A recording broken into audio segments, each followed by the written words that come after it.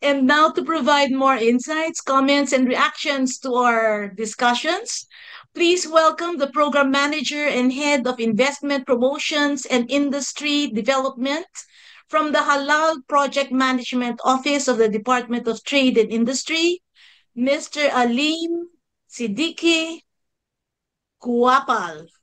I hope I pronounced your name right. So please take it away, Mr. Guapa. Gyapal, Tessa. Gyapal. Giapal. I'm Yeah, sorry, Gyapal. Giapal. Guapo. Yeah. Sige, Giapal. Yeah, Mom Teresa, good afternoon po. Thank you very much for the introduction. And of course, our salutation to everyone who are here, especially the Green Convergence Group. And I also would like to thank Tita Bay Norhata Alonto for the invitation, also to give more um, strength in our campaign for Halal Friendly Philippines. Actually, Ma'am, medyo nagutom po ako kasi puro pagkain yung pinag-usapan natin. Oo And nga. most of the food are really like what you said po with Ma'am Rosario Wood kanina, sabi niya, let's be in touch with the nature. And very similar to what the Commissioner Bainor Hata mentioned earlier about halal, um, the convergence and the discussion of the food that we have shared today from Luzon, Visayas, and Mindanao, hindi po nagkakalayo yung campaign namin for halal food. Number one, very similar po. When we talk about the food and also our relationship with nature, as discussed earlier, we also give emphasis that anything that ang paniniwala po namin sa Islam, and which is also true to many of the books, part of our faith also is to believe in all earlier revelation from angel, yung gospel to the Ten Commandments. We all believe into that. But the final book that we adhere to, our basis for understanding and appreciation of halal is through the Holy Quran, as discussed earlier by Ma'am Bainor Hata. And we consider human body as a temple of God. Anything that we should take or anything that we should put into it has to be permissible, meaning healthier, something that would benefit the human body, something that would make us more productive. And that's basically the scientific um, content of the definition of halal. Dapat po yung mga kinakain natin ay makakatulong sa atin para maging uh, productive tayo as a creation, as a citizen. And I would just like to add din po dun sa discussion kanina with the halal. For those of you here who are into the business of food and or interested to do more business with food, napakalaki pong importansya nung programa ng Department of Trade and Industry tungkol po sa programang halal dahil malaki po yung pangangailangan sa hindi lang sa domestic market, pati na rin po sa ating international market. Sa katunayan po, for example, like with our domestic consumption of halal, ang ini-import po natin ng mga produkto galing sa ibang bansa for last year ay umabot na po ng um, 240 mi- uh, 240 million US dollars.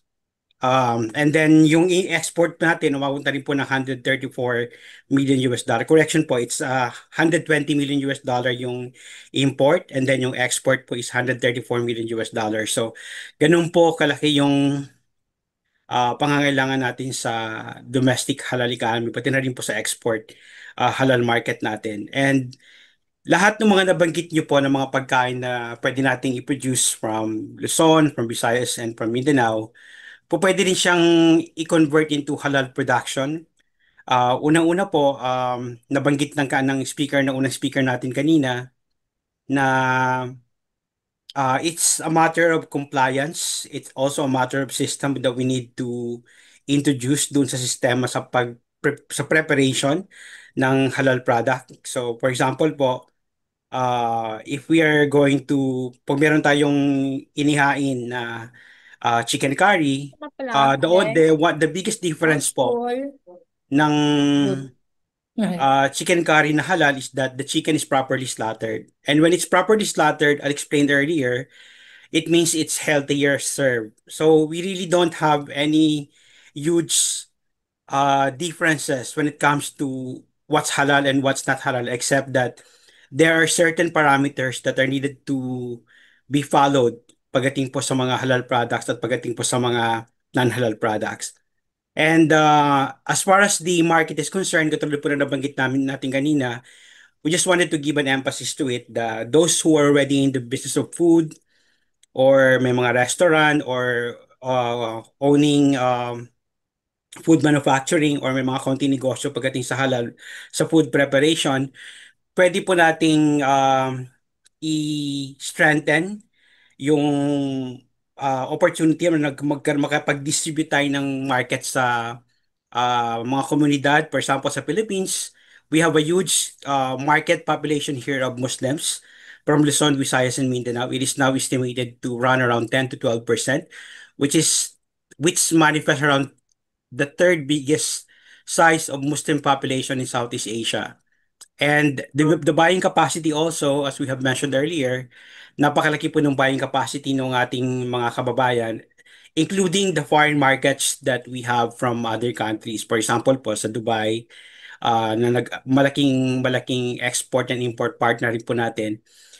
Sa Amerika, malaking production din po ang meron doon. In fact, yung dairy products natin na halal, pati yung mga poultry at chicken na inaangkat ng Pilipinas ay mula po sa kanila. And then other markets such as Malaysia, Brunei, Indonesia, Thailand. So napakalawak po. Lumalawak na po yung market size ng halal dito sa Pilipinas, both for our import and for our export. So that's primarily my reaction to the discussion for today. And in terms of our campaign for Halal Friendly Philippines, nagkaroon na po tayo ng mga programa kung saan isinulong natin yung participation ng iba't ibang government agency. So there are around 10 government agencies who are active in this program. Ang chairman po nito ay ang Department of Trade and Industry. Under DTI, we also have program. So dun sa inyo na mga interesadong magkaroon ng negosyo or programa tungkol sa production ng halal or food processing na halal, meron na po tayong non-interest financing na pwede pong i-avail sa attached agency ng DTI under po sa SB Corp or the Small Business Corporation. This is an attached agency of DTI. May mga programa na pong naka-tema sa agenda ng Halal Friendly Philippines kung saan pwedeng suportahan yung mga negosyo ninyo, makahiram po kayo ng capital or support dun sa mga existing businesses ninyo ranging from 100,000 to 5 million.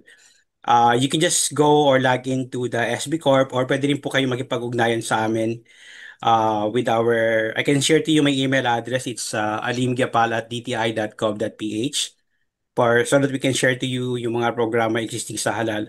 Ang vice chairperson po, who's in charge with the principle of Sharia and the inclusion of Sharia into the certification requirement ng mga halal certification bodies natin, pati na rin po sa accreditation sa domestic market. Andyan po yung National Commission on Muslim Filipinos. We also have for the foreign affairs naman or foreign relations, especially with the MOU that we have in terms of our relationship with other countries. Nandiyan po yung Department of Foreign Affairs. For halal testing, nandiyan din po yung Department of Science and Technology. We also have the Department of Health, Mindanao Development Authority, and we also signed an MOU with the Bangsamoro Autonomous Region in Muslim Mindanao para po masuportahan at matugunan yung pangangailangan ng ating mga kababayan sa Bangsamoro. The other program that we have, yung sa DTI Regional Operations Group naman po, meron silang programa kung saan kung gusto niyo masuportahan yung ahensya ninyo in terms of training, pwede po kayo makipag-ugnayan sa Philippine Trade and Training Center, including din po sa TESDA. And we understand sa academe natin, it's already been strengthened by the provision of the additional curriculum being offered by the Mindanao State University. Magkakaroon na po ng Halal 101 sa kanilang curriculum. And then the other training naman po pagdating sa mga compliance, we could also approach the office of Secretary Kiko Binetes yung sa TESDA. And then we also have our partner agencies sa DKPO, they are private institution kung saan sinusuportahan naman nila yung mga cooperative na merong mga existing program from technical preparation sa kanilang mga programa, branding, marketing, up to financing. Pwede rin po nilang i-provide yun. We sign an MOU with DKPO. So far, that's our program that we have in terms of our campaign for Halal Friendly Philippines. And if you're already export ready, pag export ready po yung produkto ninyo, those of you who have existing products na dito sa Green Convergence, pwede rin po kayong mag-participate sa aming expo. So this coming September, we will be holding Trade Expo. We are going to showcase around 20 to 21 products under DTI sa SM Mega Mall. We announce later on yung exact venue, but it's one of the SM corporate centers. And then sa November naman po, we have the biggest Halal Expo Philippines where we can showcase your product. So dun sa mga booth na ipoprovide ng DTI, this is paid by DTI. So pwede po kayo makipag-ugnayan sa agency namin and also to Ma'am Bainor Hata Alonto para po ma-showcase yung mga produkto niyo. So those are the programs that we have. We're continuing with our target to generate around 230 billion of trade and investment revenue for our campaign for Halal Friendly Philippines, addressing the four pillars of the industry growth such as investment promotion, industry development, halal integrity, or strengthening the branding of the Philippines in terms of halal, and also providing capacity building with the support of all our partner agencies and the members of the Philippine Halal Export Board. This coming November po sa World Trade Center, we are going to have the biggest Halal Expo. And we're also preparing for other expo abroad to showcase some of our products. So it's good that we are having this conversation with Green Convergence para po dun sa mga produkto na ready po kayo na may angkat sa ibang bansa. Why we are sharing this? Because we see the potential of the halal market. Magaling po tayo sa mga specialized na mga produkto, katulad na nabanggit kanina. And for example, like yung honey natin sa Pilipinas, uh, and also the seafoods, this is in demand to the Middle Eastern markets. So there are huge potential to some of the specialized market and specialized product that we have in the Philippines. So far, that would be the sharing that we have. I actually prepared the PowerPoint presentation. I-share ko na lang po sa organizer because um, I cannot share it on screen. But in the interest of time, again, congratulations to the organizers. Any interest that we can collaborate with in terms of halal certification, in terms of strengthening the market opportunity for your existing product, and in terms of learning more, strengthening our know-how to build the halal brand of the Philippines, we're open to collaboration. Again, my email address is alimgyapal at dti.gov.ph. And you can also reach in touch with my first name and second name in my Facebook page, in my LinkedIn, and also in my Instagram. And again, thank you to the organizers. Safe food, appreciating local cuisine for sustainability. This can be an opportunity for us to work together and also tap the whole um, halal market. I just came from a meeting with some of the big companies here in the Philippines, and we told them that this coming year, the expected market value of halal from different sectors is estimated to reach around 7.7 trillion US dollars. So in the Philippines alone, last year, meron na po tayong naging trade revenue na 134 million US dollars. And hopefully, we can collaborate to strengthen the market, to see food as an opportunity as vehicle for economic development in Luzon, Visayas, and Mindanao. Maraming salamat po and good afternoon, everyone. Thank you for inviting us here in your program. Maraming salamat po. Assalamualaikum warahmatullahi ta'ala wabarakatuh. Yes, thank you very much po, Mr. Giapal. It's very good to know po no, na there's investment po in the halal industry and certification programs and trainings by our government through DTI, and that all of our local cuisines can be incorporated and strengthened in the halal industry po. No? It's a matter of keeping in mind the holistic and organic processes or preparations respective to the very core of halal, not only as a food, but also as a spiritual practice. So thank you for informing us about this. I hope we can really venture into this now, especially for those with local produce po. And thank you again, Miss Bainor Hata Alonto, Doc Donna, Miss Indaywood, and Mr. Aline Giapal, and to everyone who tuned in to the discussions. I've seen po in the Facebook na our live stream has reached 165 views earlier. So yeah, and ayan, I'm sure we are all eager to ask our questions. Don't worry, we will be having an open forum in a very short while. For now, I believe Miss Tessa has announcements before we proceed. Miss Tessa? Yes, that's right, Marian. Yeah, before we proceed to our open forum, I would just like to quickly invite everyone to the Green Sauna 2025, that State of Nature Assessment. This coming September 3 to 4 at the RDE Hall in Visayas State University. That's in Visca, that's in Baybay, okay, Leyte. The theme is Ecosystems Integrity, a Must for Philippine Sustainability. And this is in partnership with Visayas State University, First Philippine Holdings, and Lasalliance Institute for the Environment or LIFE. So you can pre-register. The link is there. So in the chat box. So please register and we hope to see you there. And we shall now proceed to the open forum. So Marian, please take it away. Yes, thank you, Miss Tessa. Now to hear the pulse of our participants both on Zoom and on Facebook live stream, we will open the floor to questions, reactions, and takeaways that we want our research speakers to address. So to ask a question or share a comment, please raise your hand and we will recognize you. State your name first, organization and location, and then your question po and who it is addressed to. And then you can also type your question or comment in the chat box, and Miss Tessa and I will read it for you. Rest assured that we will take as many questions as time permits, following a first come, first serve basis. So let's get the conversation started. Okay, let's see. Do we have questions? Yes. Yes. We have Dr. Gala. I see her hand, and there's another one. I heard a voice a while ago. So let's start with Dr. Gala. Well, Turn you're on your mic, muted po. Dr. G. Yes po.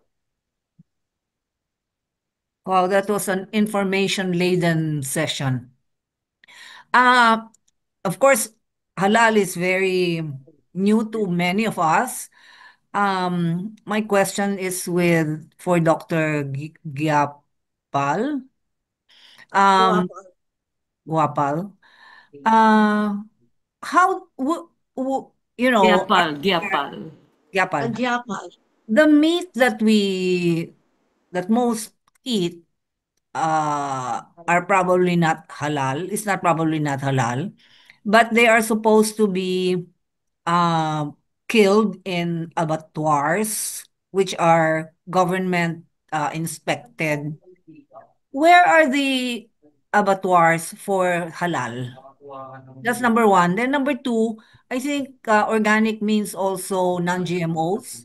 How do you make sure that your ingredients do not have GMOs? Those are my questions. Thank you. Thank you, Mama Anjali Galang. In the Philippines, the law that we have, the Republic Act 10817, it specifies that the role of the Philippine government is to do accreditation. So the certification process under the Republic Act that I have mentioned, it is lodged with the private sector po. Primarily because before it used to be under the government, yung certification process, but it was challenged in the Supreme Court by some of our private organization on the ground that there's in the Philippines we adhere to the separation of the powers of the church and state. So if it's a religious duty, it should stay with the private sector. So ang naging responsibilidad na lang po ng government is to accredit po yung mga certification body. Yung sa mga halal abattoir natin, it is being managed by private companies po. yung mga private companies po na or mga corporation na nagsusupply ng halal product ang meron pong authority doon. Pagdating naman po sa certification process, it is given to the certification bodies who are private entity. Ang development and progressive approach na ginagawa po natin, ma'am, sa government is number one, to strengthen po yung checks and balances. So, meaning, we just don't intervene dun sa responsibility natin na nag-accredit tayo. We also make sure that we intervene or we see where are those slaughterhouses. Kasi po, apektado po tayong lahat. If you remember, dun sa case ng CDO, that's only one company, right? Yung pumasok sa UAE na nagkaroon ng contamination. But it put in the Philippine government into red alert sa UAE. So, yung responsibilidad natin na nag-accredit lang tayo ng mga private entity, pinanghihimasukan na rin po ng Philippine government yung checks and balances. For example po, yung pag-monitor kung talaga po bang compliant yung mga private companies or yung mga slaughterhouses. Now, in addition to yung sa sinabi niyo, ma'am, meron din po tayong agency na tumutulong dito. Yung Department of Science and Technology, they also have their own testing centers. So, they also help us doon sa pagko-comply ng mga slaughterhouses ng mga private companies. The second question po is yung sa GMOs? Yeah. It doesn't necessarily follow po na yung product is halal certified if they are GMO compliant. Kasi po importante rin yung source nung, for example, the fertilizer, dapat po halal compliant din po. And I think there's also an addition to, baka po may dadagdag si Mambay Norhata dun sa GMO. But to be very specific to your question, it doesn't necessarily follow that a GMO compliant product is also halal compliant. So mas maganda rin po na ang recommendation nga namin po, ma'am, sa Food and Drugs Authority sa BFAD, mas maganda pong magtalaga ng one-stop shop doon sa halal, sa GMO, pati sa mga ibang requirement natin para po masimplify yung proseso at maging magaan po ito sa ating mga manufacturer and producers. Thank you very much po. I hope we managed to share to shed light to your question. Just follow up. Is it therefore, if it's halal, it's not walang GMO? O hindi? It's Not necessarily. yeah, if it's halal po, mas mataas po yung standard na compliant po ng produkto. No, I mean, Non-GMO. It's non-GMO. Pag halal, it's non-GMO.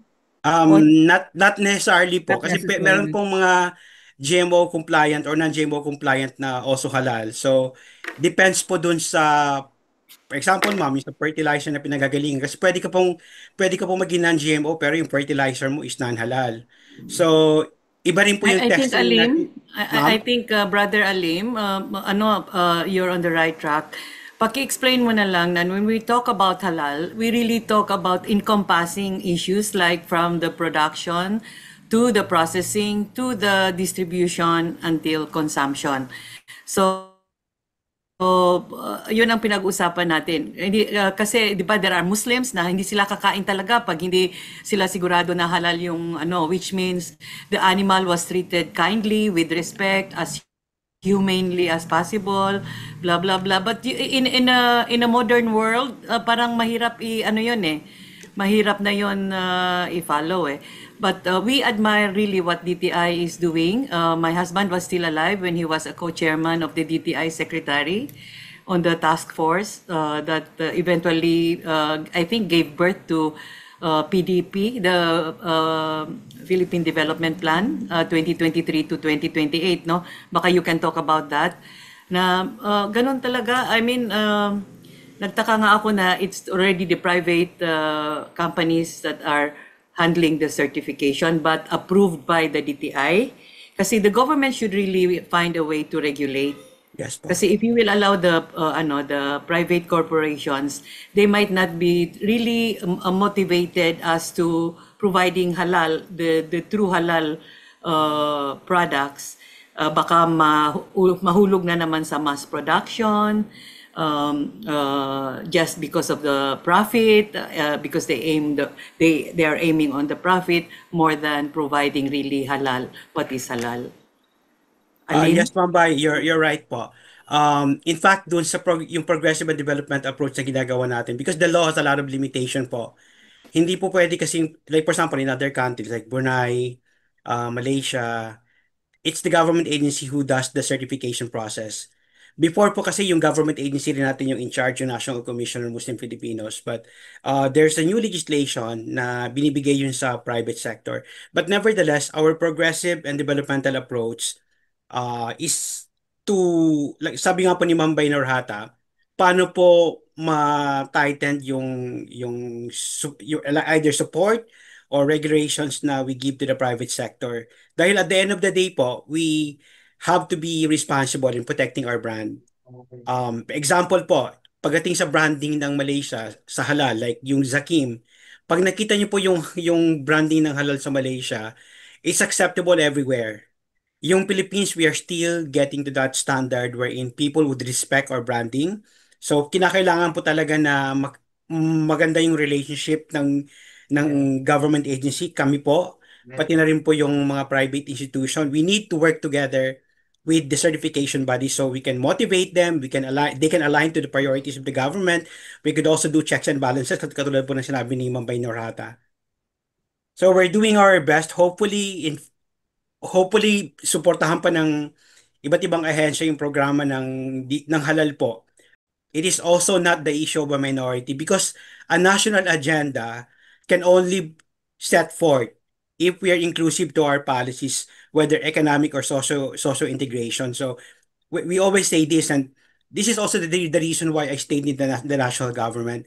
It is easier for us to live in Mindanao because our family is there. But no one is talking here eh. Pag walang nag-articulate ng issue, hindi naiintindihan ng mga kasamahan natin sa either government or the private sector. Why is it important? Why halal is a national issue? Because it is a 7.7 trillion US dollar market. It is not just hindi lang dahil halal ay kakainin ng mga kababayan nating Muslim or para sa mga Muslim. No, it's not. It's a global market. It's a global phenomenon. And to other market, they define this as the gold standard of food preparation. So hopefully we have, I think limited yung time namin to really discuss halal in this podium, but we hope we could have another venue. And we will also send the invitation sa inyo po pag meron kami mga discussion on halal, especially on the trade and investment side para po mas strengthen natin yung collaboration natin. Thank you very much po. Thank you. Dr. Potter is here po if you can acknowledge her because she's from the certification body. Mas maganda po yung context ng certification body mapakinggan natin. Is it okay po, ma'am? Yes, please, go ahead. Yes, Brother Alim. Assalamualaikum warahmatullahi ta'ala wabarakatuh. Good afternoon to everyone. I am with the Halal certifying body po. Number one, the things that I wanted to share with you is yung tungkol po sa certification. Because halal is a Muslim-led activity, or halal is really an institution, a lifestyle of the Muslims. It has to be undertaken and handled by Muslim organizations. And each organization has at least one Sharia graduate, or we call him Sharia expert. So that's the reason po na hindi pwedeng i-handle ng government ito because kailangan po talagang maging Muslim organization, and we are all officially registered with appropriate government agencies such as the Securities and Exchange Commission. Okay, number two po regarding the slaughterhouses. Well, in the National Capital Region, the nearest one is the one that is under the supervision, under the watch of the local government of Batangas. And this is the only halal certified slaughterhouse so far that we got. So in Mindanao po, we have, but I don't have the list at the moment. We have certified slaughterhouses, halal certified slaughterhouses. Okay, the other thing that I picked up from the conversation is regarding the GMO. Well, Yes. the very core, the very philosophy po of halal, that is why it is forbidden in Judaism 4,000 years ago. That is why it is forbidden also the haram, the opposite of halal. They were forbidden also in the Old Testament, in Leviticus, exactly the same as they were forbidden 1,400 years ago in the revelation of the Holy Quran. It's the same. That's why we share the same thing. This is where we also converge with the three Abrahamic faiths. Regarding GMO, our certification work is isa rin po yung the halal supply chain mismo. So we always talk about from the farm to the table, meaning that we even certify farms. Because even like po yung rice, ano po yan yung tawag natin dyan is, alam natin po yan na rice is halal. But what if that rice is a farm that is adjacent to a piggery or a slaughterhouse that is adjacent to a piggery? That we cannot accept as halal. Rice nga po by default, corn by default, they are all halal.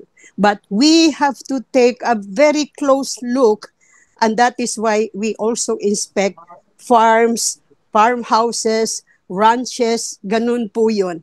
And then from the farm, hanggang makarating po yan sa lamesa ng consumer. So, again, at the core of halal is health. Therefore, there is no place for GMO to be certified as halal. Because we all understand what GMO is all about. So even with fertilizers, that is the reason that we begin even with the farm. Because we have to be very assured and we guarantee that before we affix our logo, that from the farm to the supermarket, we are certain that the product is truly halal. So there's no way po. Sampu yung we have categorized, classified our halal certifications, and one of them talaga po is the logistics, the supply chain. So thank you so very much. We're willing to share with you anything that you wanted to know. Maybe not today, maybe in the future, but we are all here for you. We are also accredited by the National Commission on Muslim Filipinos, and that is the most that a government agency can do for halal. Accredit the certifiers, or as we call ourselves, the halal certifying body. We have become very instrumental. I think 90% of the proposed unified national halal certification scheme, which is going to be the Philippine Unified Scheme, we have become instrumental in the crafting of that scheme. And so our standard now in the Philippines, once this is launched, we are embracing the 5 Fs, a standard methodology for halal, which means free from stunning, free from alcohol, free from mechanical slaughtering, free from non-Muslim slaughterer, and free from najis. Well, najis, we have to explain this. This is quite a wide conversation also. Tessa and Yes. Marian, you will note that in my presentation, I did not emphasize the religious aspect of what is halal, because we do not preclude those who are interested to participate in the, now it's tri-billion industry. If there are non-Muslims who are interested to participate, so long as they follow literally and spiritually the specific do's and don'ts of the production, from the production, it's really a continuum from, in fact, from learning and acquiring the knowledge, because Mindanao State University is now, according to the new president, focusing on forestry, fisheries, and agriculture. So that is in preparation for the acquiring of the knowledge, more knowledge on halal production, the processing, distribution, that leads to consumption, the table. So long as it's healthy, beneficial to the body, and it's not harmful, and it has respected the welfare and the animals were treated respectfully. They were given food, sheltered, properly sheltered, etc.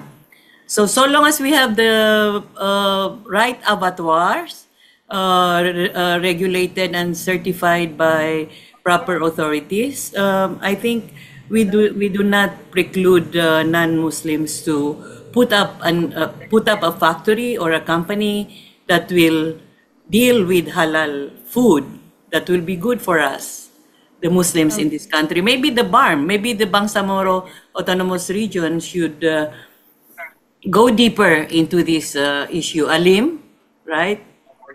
Yes, Mamba, you're right po. We actually signed an MOU with them. Okay, Mr. Kaloy? Yes, go ahead, please. Assalamualaikum warahmatullahi ta'ala wabarakatuh. Hi, thank you, Kaloy. Yes, I'd like first to thank Madam Bay Nurhata for inviting me today. You know, I came to listen, but the discussion is very challenging. So I think I have to participate just to express what I feel about the situation. To me, to us Muslim, there is no compromise as to what halal is all about. If it is halal, halal. If it is not halal, it is not halal. No, you like this GMO or anything else. But, you know, like what have been mentioned here, halal should be, if it's from the farm, it's from the farm to the plate. It's halal. Yeah, it's a whole system. The whole system. There is no compromise. And basically, when we talk about halal industry, the core issue here is certification. You cannot export, you cannot sell halal just by announcing to the people that this is halal. I have here a sample I brought from my kitchen. This is cocoa, very common in all grocery. Now it is already certified halal. There is a logo here, which is of course this is from Philippines that is now halal certified. You see, kami mga Muslim, pag pumunta, since time immemorial, pumunta sa market, sa grocery, hindi na kaming so much conscious about yung kwan ngayon, itong logo. But because it is earning $3 trillion a year ang halal industry sa all over, so kami mga Muslim kasama na din doon sa kung meron mga halal certified product na binibenta ng mga producers. Ang mga non-Muslim dito sa amin sa Zamboanga City, sila ang producer ng mga halal. But because to protect us, kailangan certified siya. That is why there is a standard talaga. Yung certification should be signed by an ulama. Not just any Tom, Dick, and Harry can certify that this is halal. Because halal is a religious law to the Muslim. Yes. It's in the Quran that we should eat halal. Not only halal, eat halal. Even our our business should also be halal. That is it. If we get into whatever business, it should be halal. If it is haram, it is haram. There is no what is this? There is no compromise. Halal, you cannot even. There is no gray. Yes. If you drop a drop of a pork oil it makes the food haram. In a truckload of supposed to be halal slaughtered beef, everything there is haram. Okay. That is how it is. So I think GMO refers to engineered plants Yes, Or Yes. that is genetically modified. Jenny Modified. modified. He Oh, parang we do, modified. yeah, it's not, Oh, I think it's not encouraged. It's Natural. not yes, approved. Yeah. right. Because It's that not is good already for Muslims. modified. Mm-mm. Modified already.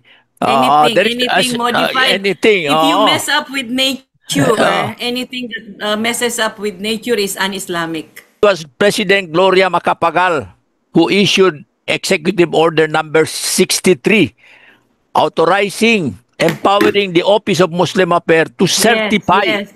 halal. Oh, that was the first time. If there were already certifiers, but they were not, what is this, governed by the government. Until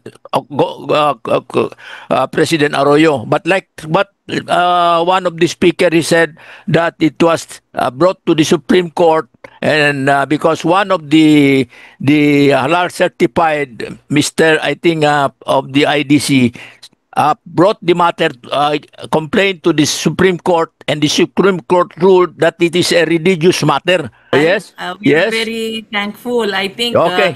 the president of Green Convergence is very grateful that one of the top 90s, we call them the top 90 original, these are the original Moro National Liberation Front fighters, colleagues of my husband, is participating. So Vicky, I think I am addressing you now. We can have, I think, one session. It does not have to be a major Okay. one. Okay, let One me close session it. on halal and Yeah, let me close my statement because I was a regional director of the OMA then, Office of Yes, Muslim yes, Affairs, yes. for 5 years. Former regional director, yes. Yes, and that was the first time when the government participated. Like in Malaysia, Jasim is a government entity. It is the one that check the standard. Nandiyan pa I ba si think Mila? sinend po ni Miss Miles sa chat ang kanyang question. I think it's quick lang naman po. Sige. Sabi niya po, I am curious regarding Mr. Giapal's statement that the OST does testing of halal. Are there biomarkers to indicate that the product is halal or haram? Yun lang naman po ang question niya. Yes, the testing center of BTI is capable to do the identification. So in fact, they have really for one, they spend resources for that. Second, they also did a lot of specialization in terms of the testing centers that they have. I think I understand they have three. Meron dito sa Calabarzon area, and there's also one in Mindanao. So Sige. Thanks a lot, everyone. So now, to officially close today's forum, we have the honor of hearing from the founding trustee of Green Convergence and the program director of the Ako Ang Bukas program, Dr. Angelina Galang, to give the closing remarks. Thank you, Tessa. Well, it's been a very full and appetizing session. I was going to ask, and well, I'll just find out if there are restaurants in Manila which serve halal, Ilocano, and Ilonggo dishes. Well, we'll look for them. Anyway, when we first thought of the theme of this session, Safe Food for Sustainability, somebody asked, what does food have to do with the environment? Because after all, our coalition is an environmental coalition. And all our discussions here should involve and pertain to the environment, either how to save it or what is happening to it. But I think our three speakers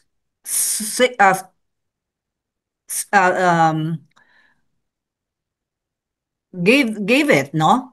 How food is related to the environment.